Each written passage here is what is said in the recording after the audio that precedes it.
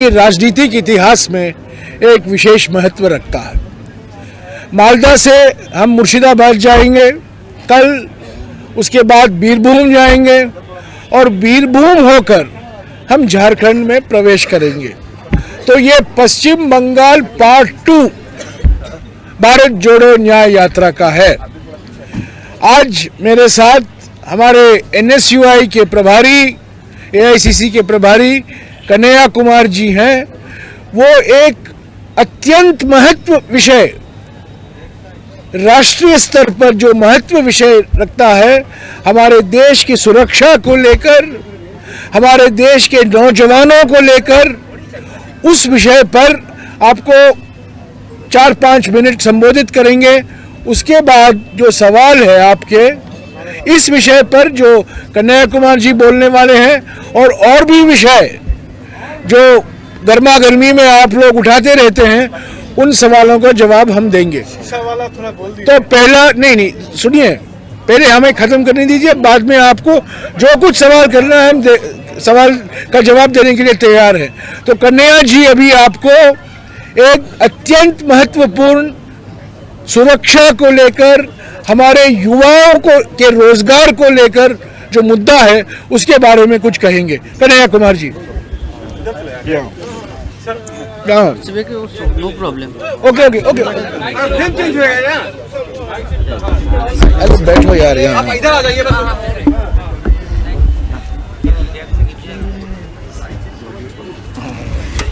बैठो। अर्जुन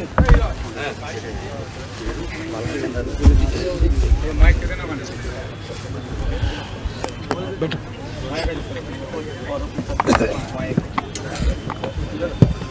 साथियों, सबसे पहले कि जैसा कि आपको हमारे वरिष्ठ नेता जयराम जी ने बताया कि आज हम लोग एक महत्वपूर्ण विषय पे प्रेस कॉन्फ्रेंस कर रहे हैं। जब हम यहाँ मालदा में बंगाल में यह प्रेस कॉन्फ्रेंस कर रहे हैं हमारी भारत जोड़ो न्याय यात्रा के कैंप से, ठीक उसी वक्त दिल्ली में ऑल इंडिया कांग्रेस कमेटी के हेडक्वार्टर में भी प्रेस कॉन्फ्रेंस हो रहा है।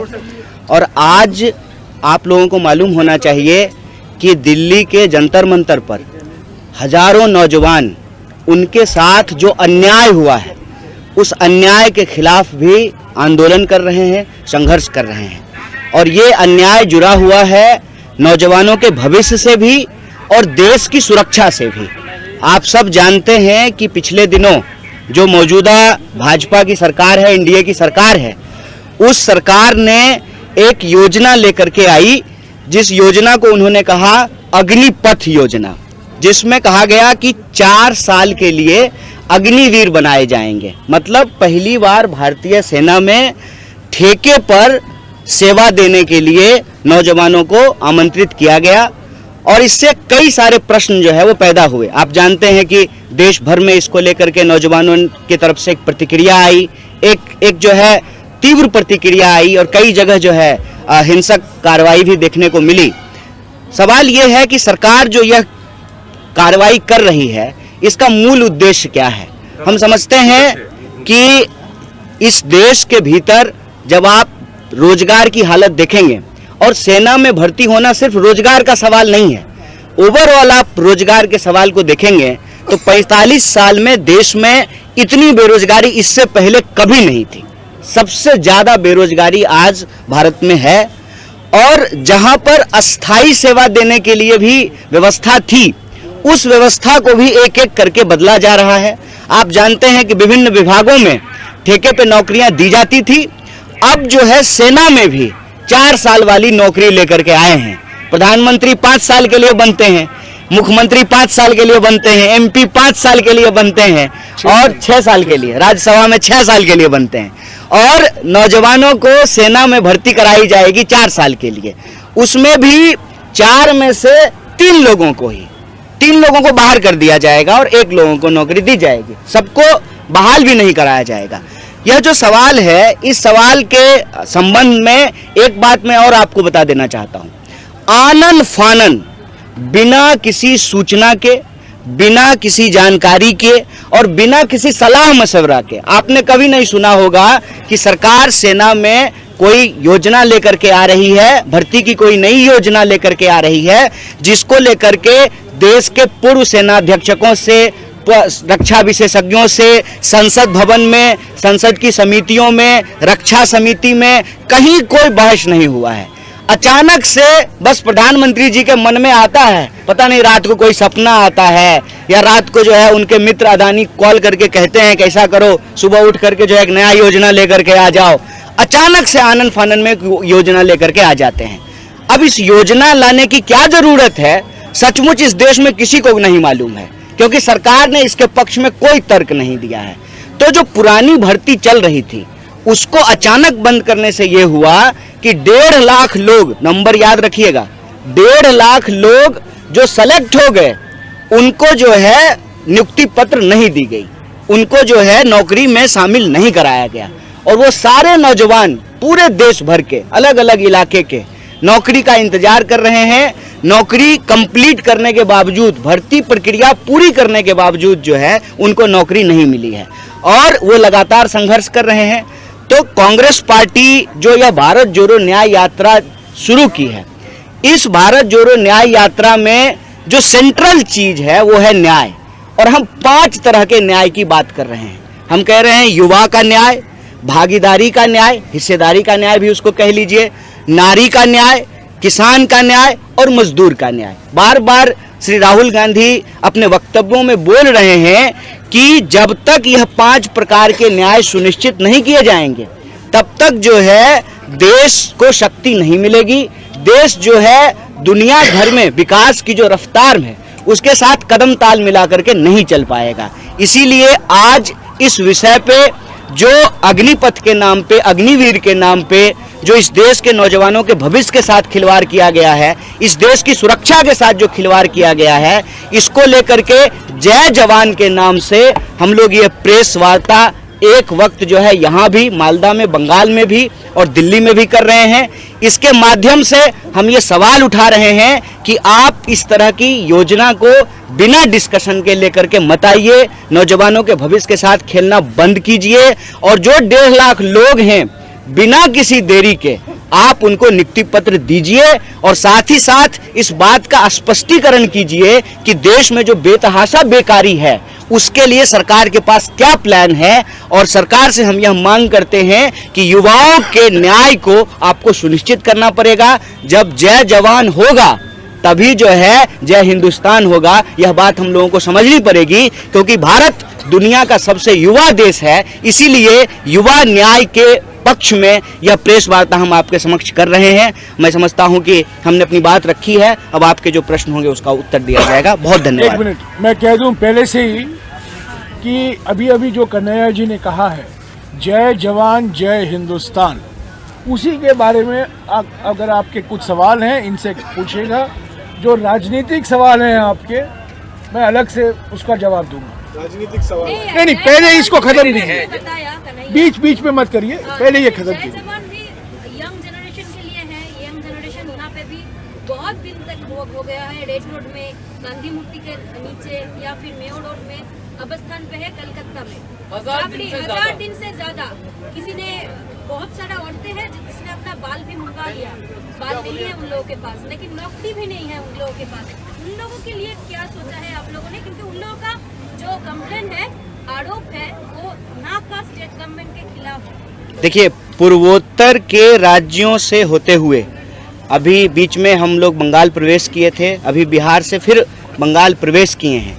इस पूरे भारत जोड़ो न्याय यात्रा के अगर आप मुख्य बिंदु को देखेंगे तो उसमें हम यही कह रहे हैं कि किसी की भी, कहीं की भी सरकार हो, हम कह रहे हैं कि देश को यदि शक्तिशाली बनाना है तो हमको युवाओं को न्याय देना पड़ेगा, हमको किसानों को न्याय देना पड़ेगा, हमको मजदूरों को न्यूनतम मजदूरी देनी पड़ेगी, मजदूरों को न्याय देना पड़ेगा, हमको महिलाओं को बराबर का सम्मान देना पड़ेगा, उनके काम का जो है बराबर का उचित मूल्य देना पड़ेगा और जिस भी समाज और समुदाय के लोग हैं सबकी हिस्सेदारी हमको सुनिश्चित करनी पड़ेगी। तो यह जो सवाल हम आज आपके समक्ष रख रहे हैं वो हम अग्निवीर से, अग्निपथ से जुड़ा हुआ सवाल जरूर रख रहे हैं, लेकिन अगर आप इसको लार्जर परिप्रेक्ष्य में देखेंगे तो ये सवाल असल में बेरोजगारी का सवाल है।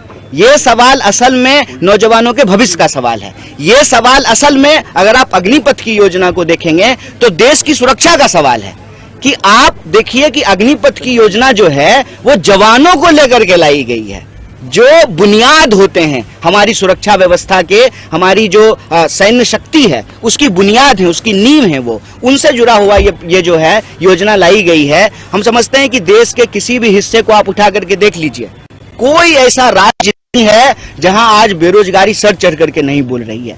तो कहीं भी नौजवान अपने हक और अधिकार के लिए लड़ रहे हैं, उनकी आकांक्षाओं को, उनकी उम्मीदों को पूरा करने के लिए यह भारत जोड़ो न्याय यात्रा चल रही है। इसको एक्सप्लेन करो यार, इसको दिखाओ।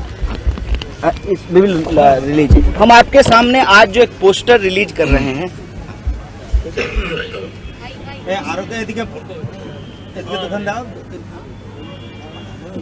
एक्सप्लेन करो, मिस्ड कॉल।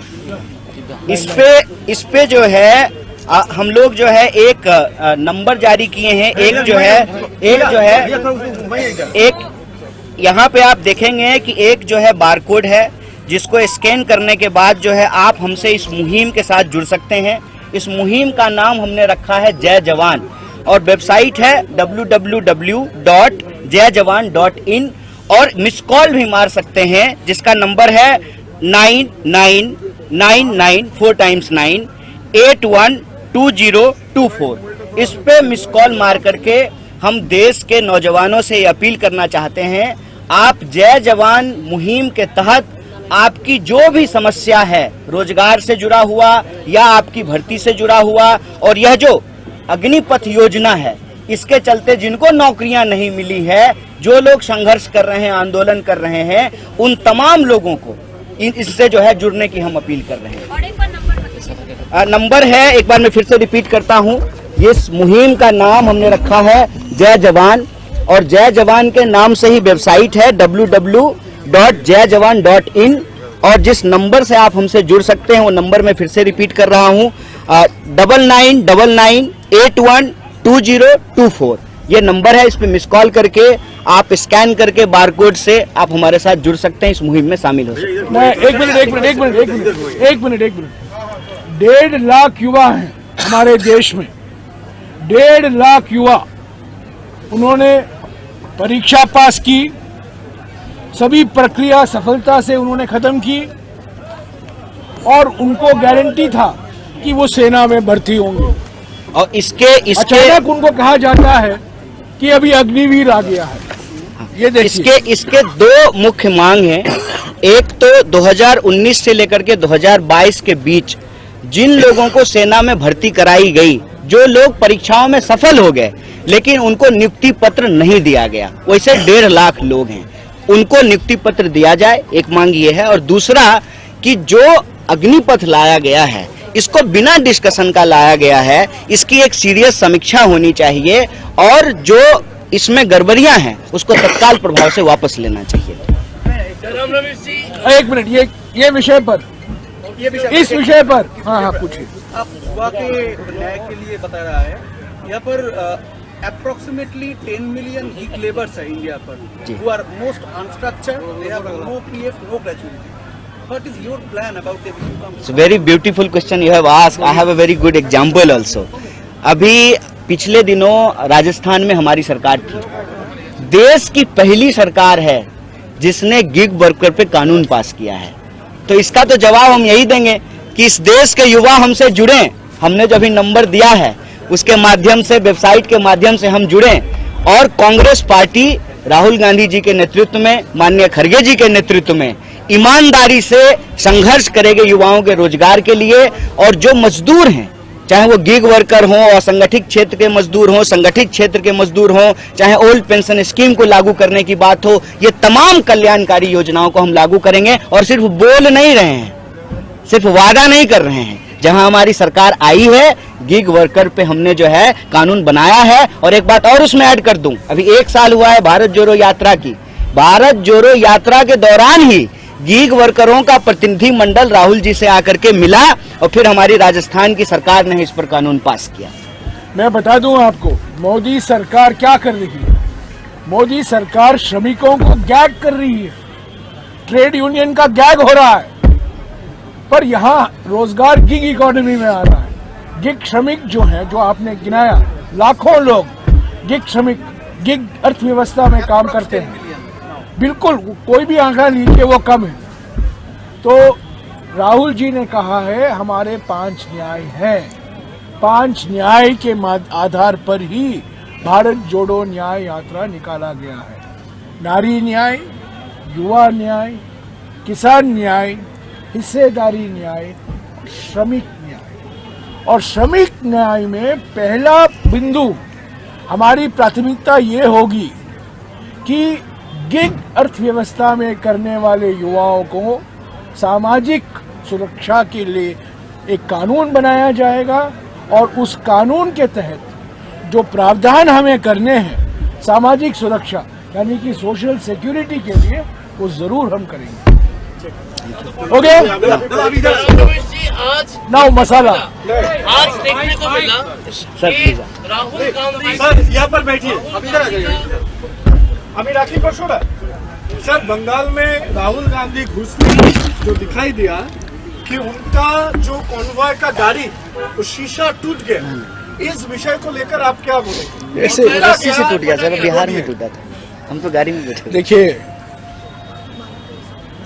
मणिपुर, नागालैंड, असम, अरुणाचल प्रदेश, मेघालय, बिहार, पश्चिम बंगाल, सभी जगहों में कहीं भी कांग्रेस की सरकार नहीं है।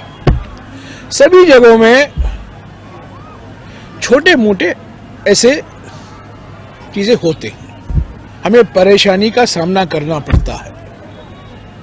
हमारे पोस्टर फाड़े गए थे जलपाईगुड़ी में, आज शीशा टूटा गया है, पर ये चलता रहता है। इससे भारत जोड़ो न्याय यात्रा रुकेगा नहीं, इससे इंडिया गठबंधन कमजोर नहीं होगा। जो लोग इंडिया गठबंधन को कमजोर करने में लगे हुए हैं, मैं उनको साफ कह देना चाहता हूं कि पश्चिम बंगाल के मुख्यमंत्री ने स्वयं स्वीकारा है कि इंडिया गठबंधन को मजबूत करना उनकी भी प्राथमिकता है। इतनी ही प्राथमिकता है उनके लिए जितना कि हमारे लिए। एक मिनट, अरे बाबा एक मिनट, खत्म तो करने दीजिए। तो इंडिया गठबंधन मजबूत है। इंडिया गठबंधन, मैं आपको एक चीज बताऊं, बार बार ये सवाल उठता है, इंडिया और एनडीए के बीच में क्या फर्क है। मैं कन्हैया की भाषा इस्तेमाल करता हूं। इंडिया में 2 आई है, वो इंडिया से वो 2 आई निकालो तो एनडीए बन जाता है। 2 आई क्या है? इंसाफ और इंसानियत। इंसाफ और इंसानियत को इंडिया से हटाइए तो वो एनडीए बन जाता है ना। तृणमूल इंसाफ और इंसानियत के रास्ते पे है, तृणमूल कांग्रेस इंसाफ और इंसानियत के रास्ते पे है। इंडिया गठबंधन राष्ट्रीय राजनीति के लिए है, ये किसी राज्य सरकार या विधानसभा के चुनाव के लिए नहीं है। ये इंडिया गठबंधन बनाया गया है लोकसभा चुनाव के लिए। हमारे मतभेद होते रहते हैं इंडिया गठबंधन के घटक दलों से। एक मिनट, खत्म तो करने दो यार, खत्म तो करने दो।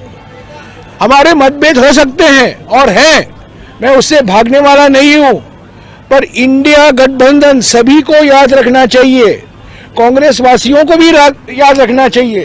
सर मालदा में सुनिए, सभी पार्टियों को याद रखना चाहिए, इंडिया गठबंधन का मकसद बीजेपी को 2024 के लोकसभा में चुनाव में हराना है।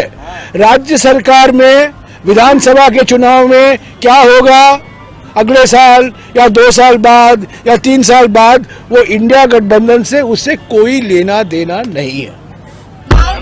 साफ मैंने आपको सवाल जवाब दिया। बंगाल में अकेले बीजेपी को हराने के लिए टीएमसी काफी है। बंगाल में बीजेपी को हराने के लिए टीएमसी अकेला ही काफी है, कांग्रेस के साथ नहीं लड़ना है। ममता बनर्जी बहुत सम्मानित नेता है हमारे देश के, उनका ट्रेनिंग कांग्रेस में ही हुआ है, मैंने उनको कांग्रेस में भी देखा है। हम ममता जी से प्रेरणा लेते हैं।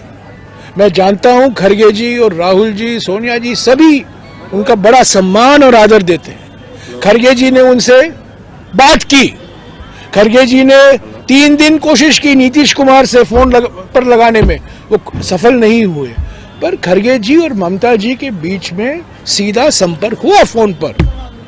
ममता जी ने कहा है, मैंने पढ़ा है कि 42 सीटों पर वो लड़ेगी, पर मेरा ये समझ है जब हम गठबंधन में हैं, गठबंधन में लेन देन होता है। गठबंधन की सफलता जो है तभी होगा जब हम लोग एक दूसरे को सम्मानित तरीके से एक फॉर्मूला ढूंढ निकालेंगे। एक तरफा फॉर्मूला नहीं हो सकता। कांग्रेस पार्टी नहीं कह सकती है ये हमारा फॉर्मूला है, कोई और पार्टी नहीं कह सकती है ये हमारा फॉर्मूला। ये फॉर्मूला जो बनेगा ये सभी के सहमति से बनेगा। सभी कौन है साथ?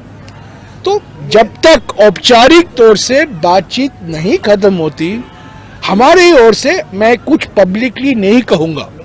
और ये सीट शेयरिंग की बात बॉल बाय बॉल कमेंट्री देकर नहीं होता, बैठकर हर एक सीट पर बातचीत होती है, लेन देन होता है। हमें कुछ लेना है, हमें देना भी है। और हम ये भी मानते हैं कि पश्चिम बंगाल में आज सरकार तृणमूल कांग्रेस की है। उसका एक विशेष महत्व है पश्चिम बंगाल के राजनीति में। इसीलिए इंडिया गठबंधन के कौन निर्माता हैं? इंडिया गठबंधन के निर्माता ममता बनर्जी हैं, खड़गे साहब हैं, नीतीश कुमार थे एक जमाने में, पहले अभी तो पलटी मार गए। तो इंडिया गठबंधन 18 पार्टी पहले मिले पटना में 23 जून को, बाद में 28 पार्टी मिले बेंगलुरु में और मुंबई में, और हमने एक होकर एक आम सहमति बनाई कि ये रास्ता है हमारे लिए बीजेपी को हराने के लिए। ममता जी का मकसद है बीजेपी को हराना पश्चिम बंगाल में, कांग्रेस पार्टी का मकसद है बीजेपी को हराना पश्चिम बंगाल में और सारे देश में, और ममता जी भी वही चाहती है। तो जब मंजिल एक है, अलग अलग रास्ते होते हैं। रास्ते आज मिलेंगे? प्रीपोल होगा या पोस्टपोल होगा? ये हमारे ऋग्वेद में कहा गया है। मैं आपको ऋग्वेद की बात सुनाता हूँ, ऋग्वेद को याद दिलाता हूँ। एकम सत विप्रा बहुधा वदंती, एकम सत, एक ही सच है, बीजेपी को हराना है। विप्रा बहुधा वदंती, अलग अलग लोग अलग अलग भाषा में उसको प्रकट करते हैं। सर एक सोनोलॉजी का क्वेश्चन है। अभी इसी सवाल को लेकर घुमा फिरा कर आप मत पूछिए, ये सवाल हो गया। आखिरकार जो जमीनी मुद्दा है, हो गया हाँ बोलो। सर एक क्रोनोलॉजी, पहले तो पोस्टर फाड़ा गया, ममता जी इज फॉलोइंग दैट रूट जहाँ पे राहुल जी का बस गया है, Chopra, Islampur, Malda, Murshidabad. She is chief minister. हाँ, वो मुख्यमंत्री हैं, पश्चिम बंगाल के मुख्यमंत्री हैं, उनको प्रशासनिक समीक्षा करने की जरूरत है। कार्यक्रम कैसे चल रहा है, एनडीए सरकार से उनको पैसा नहीं आ रहा है, महात्मा गांधी नरेगा कैसे चल रहा है, ग्रामीण विकास के कार्यक्रम कैसे लागू हो रहे हैं, उनका पूरा हक बनता है। हम एक लोकतांत्रिक देश में रहते हैं। यहाँ पे टीएमसी जब ये मांग करती है कि 100 दिन का पैसा नहीं मिलता है सर, यहाँ पे टीएमसी जब मांग करती है 100 दिन का पैसा नहीं मिल रहा है, धरने पे बैठती है, अधिकता वहाँ से बोलते हैं कि तृणमूल चोर है।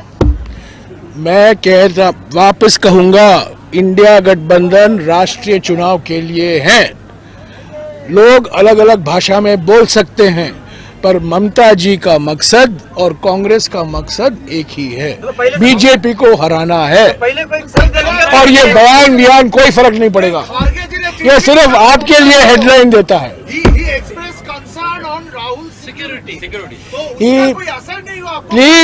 Please read the letter in full.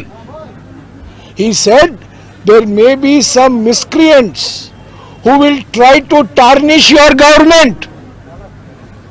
Rahul ji के रहने के लिए अरे सुनो ना यार, सुनो, पहले चिट्ठी पढ़ के बाद में मुझे सवाल करो। उन्होंने ये कहा है कि हो सकता है कुछ लोग शैतानी करेंगे ताकि आपके राज्य सरकार पर कुछ बदनाम हो। खत में लिखा, खरगे जी ने लिखा। What about the deployment of policemen by the state government? As CM is there, they are deploying thousands of police persons in CM security. What about the Rahul Gandhi security? Bharat जोड़ो न्याय यात्रा रुकेगा नहीं, भारत जोड़ो यात्रा कंटिन्यू होगा और राहुल गांधी जी की सुरक्षा पर कोई कॉम्प्रोमाइज नहीं होगा। Thank you. One last question. Sir, Nitish Kumar said Thank you. they had opposed the No, thank you, thank you. Sir, Nitish Kumar today said that I had opposed the name of India to my opposition parties. Kanhaiya ji, आइए। Sir, Nitish Kumar today said that I had opposed a different name. But the opposition parties did not listen to me. I was not in favor of the name India. नहीं, बिल्कुल गलत है, ये बिल्कुल गलत है। मैं भी मौजूद था, इस पर काफी लंबी बहस हुई, अलग अलग विचार हुए। देखिए, जब 28 पार्टियां होती हैं, 28 पार्टी टेबल में बैठे हुए हैं, बातचीत होती है, कभी सर्वसम्मति संभव नहीं होता, आम सहमति बनाई जाती है और इंडिया नाम पर आम सहमति बनाई गई। सर्वसम्मति माने यूनानिमिटी, आम सहमति माने कंसेंसस, और उस आम सहमति के एक अंग, महत्वपूर्ण अंग नीतीश कुमार जी थे। अभी वो कुछ भी बोले, उनके पलटी को वो जस्टिफाई कर रहे हैं। वो वापस बीजेपी के गोद में जाके बैठे हुए हैं और जो इनका नीतीश कुमार जी का कोई जवाब नहीं।